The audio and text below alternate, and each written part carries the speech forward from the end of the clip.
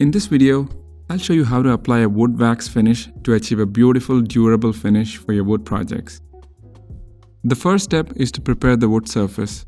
Start by sanding the wood to ensure a smooth and even finish. For this demonstration, I'm using a piece of pine.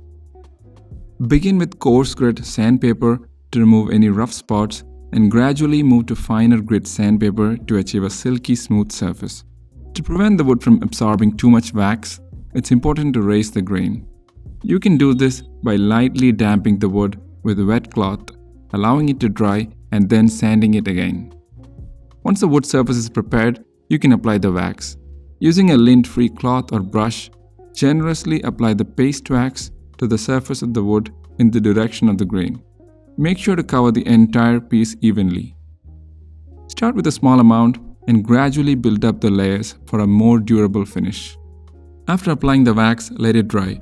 This usually takes about 15 to 30 minutes. During this time, the wax will bond with the wood, creating a protective barrier and enhancing its appearance.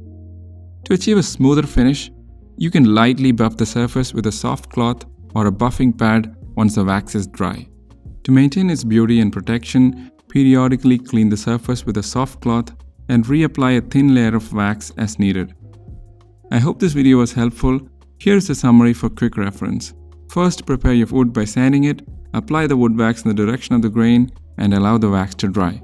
Once dried, buff the surface to achieve a beautiful shine. And finally, remember to maintain your finish by periodically cleaning and reapplying wax.